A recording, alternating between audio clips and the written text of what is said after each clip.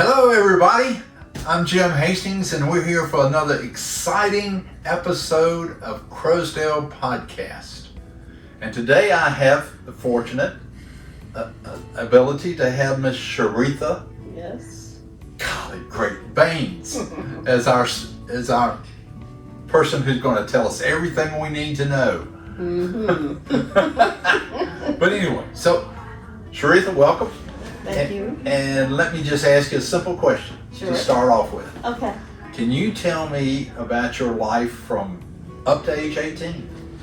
Up to 18. Yeah, just 18. Okay. That wasn't the question I was expecting, but That's okay. I am from Dover, Delaware. I was born and raised in Dover, which happens to be the capital of the great state, the tax-free shopping state, and the small wonder, which is the second smallest state in the United States behind Rhode Island. So I was born on March 31st, 1944 in Dover, raised there, grew up there, a product of segregated school system, which is interesting for me in this era.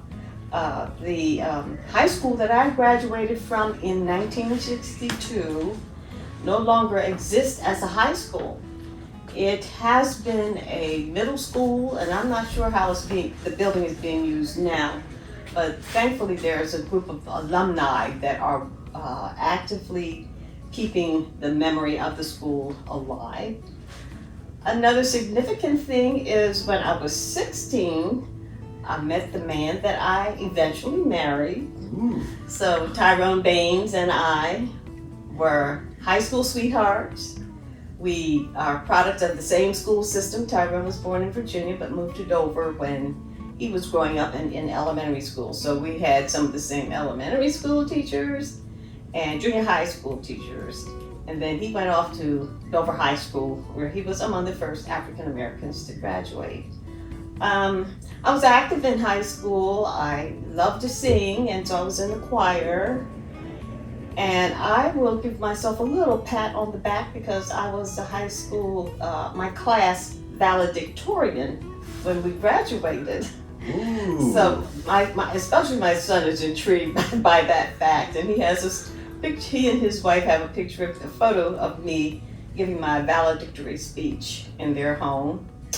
And that's about it that I can think of for early life and up to high school, up to age 18. Because I was 18 when I graduated from high school. So you and Tyrone Go way back. Yeah, that's a nice way to put it. Go way back. Okay. And it's absolutely true. This June 3rd of this year, we celebrated our 58th wedding anniversary. Congratulations. Well, thank you. And we had a long courtship since we started courting so early in life. We had to get our education, so I we understand. eventually got married. Then what happened after high school? Where did you go? After high school, I enrolled and matriculated at Delaware State College then, which is in Dover. It is now Delaware State University. I majored in business education, so I was trained to teach high school business subjects, typing, which is now keyboarding, Yeah. and shorthand, etc., etc., etc. So I graduated from high school in '62. By that time, Tyrone was already in college because he's a year older than I, a year ahead of me. So he was in college in Baltimore. I was in college in Maryland. He was in college in Maryland. I was in college in Dover.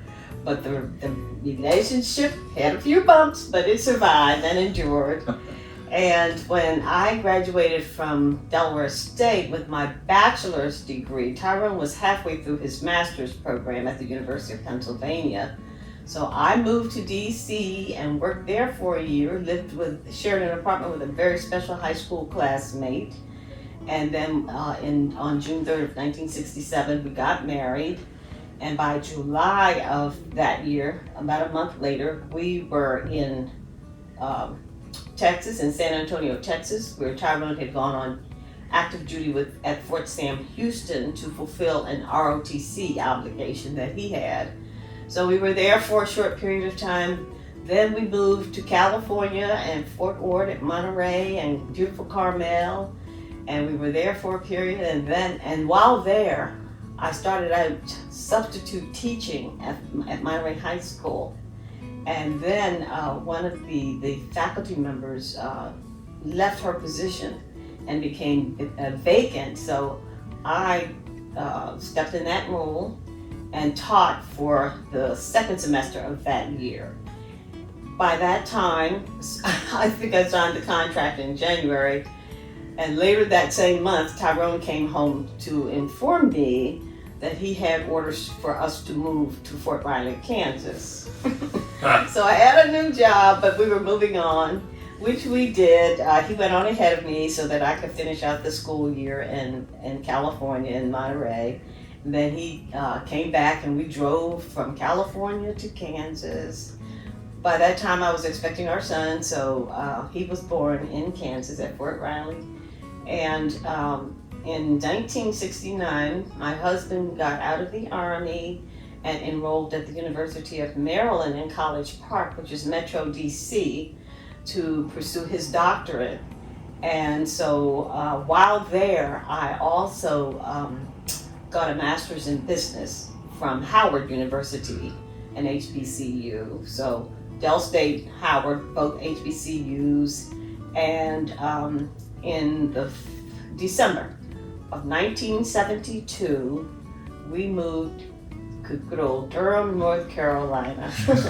Way to go! Absolutely, absolutely. It was interesting. We moved, I think, a week before Christmas Eve with a 4-year-old little boy.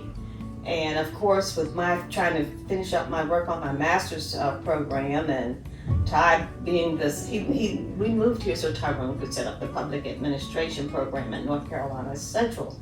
So we were both busy parents, so we managed to have a little something for our son for Christmas that year. Way to go. And then, let's see, eventually I did some substitute teaching in the Durham schools. I worked in adult ed, in the adult ed program at Durham Tech.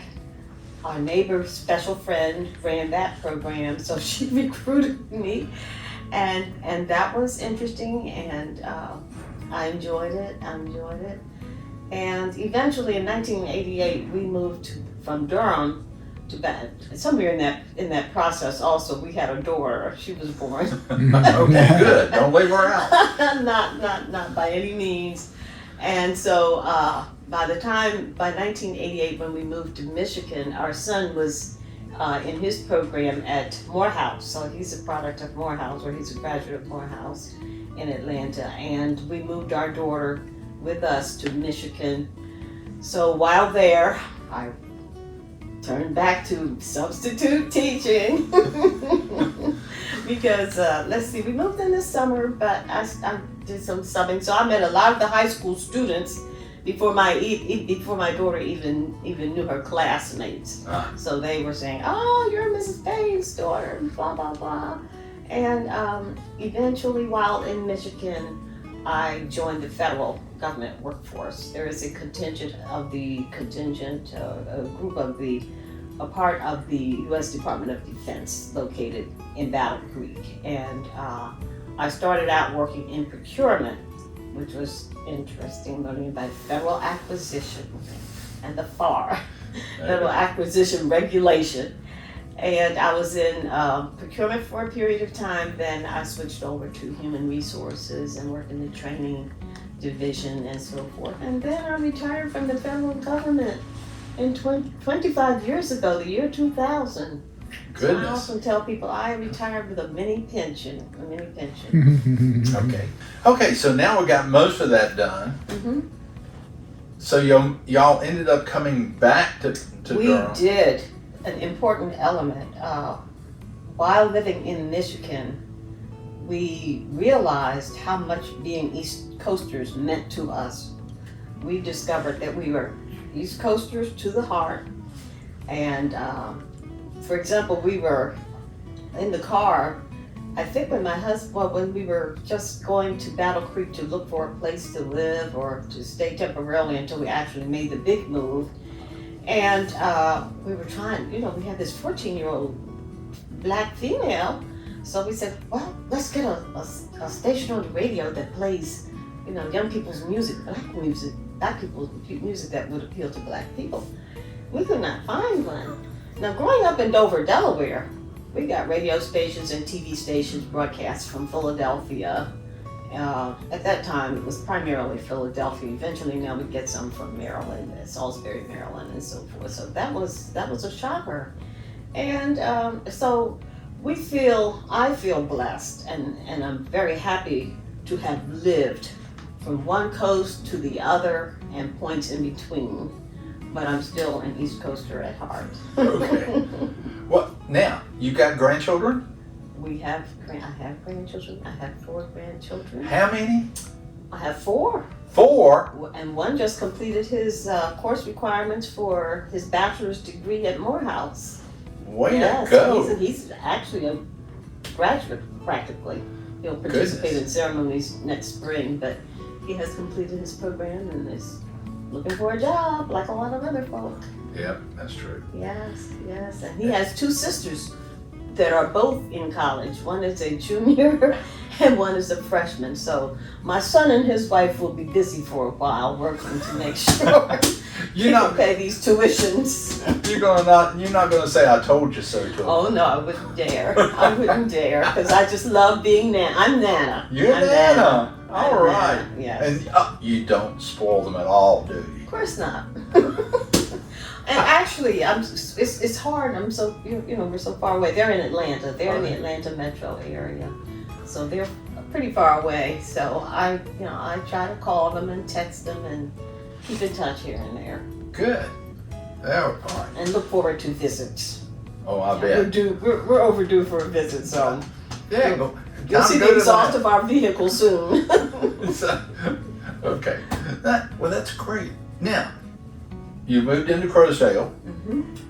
Okay. We moved to Croasdaile in January of 2019. We didn't realize it, but it was just before the pandemic hit. And I have said it before, but I'll say it again. I was just so impressed, so favorably impressed at how Croasdaile Village adapted to that situation.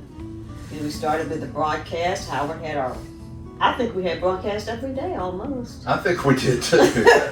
frequently for updates and guidance and so forth. And the food ordering process, because we couldn't gather together in the dining rooms or the dining room. And so, they had a command center where we phoned in our reservation, our food orders, our meal orders. Yeah. And they used the transportation team to deliver our meals to us, and it went rather smoothly. Oh yeah, and I used to get the phone call from the command center when I forgot to order my food. Or Barbara said, "It's your time." Mm-hmm. I forgot, but you can, Mr. Hastings. And yep. Hold on just a minute, I'll get it for you. And they really did a great job. Absolutely. And I was amazed. And then they brought it right to the door. Right. Yes. Yeah. Couldn't Phone in your complain. order, and then it's delivered right to your door. You had no need to. We need some of that now, don't we? No, maybe not. I'm not sure, Jim. I'm not either. But some days I feel like I don't want to go anywhere. Just I understand. Now that I get. I'm getting older, I guess. Well, yeah, I've already revealed my age, so. And I refuse to comment on the grounds that may incriminate me. So anyway, Shereatha, we thank you for coming and enjoying. And this has been a lot of fun. We need to do it again. Sure. It was less. I'm relaxed now. I was, really kind of ooh. Oh no. Come on. But I've enjoyed it as well. Okay, I've good. enjoyed it. So thank you for the invitation. And sure. It's my pleasure. And I'll put you on my list to call you back sometime. So all you people, keep looking. She may be back. Thank you.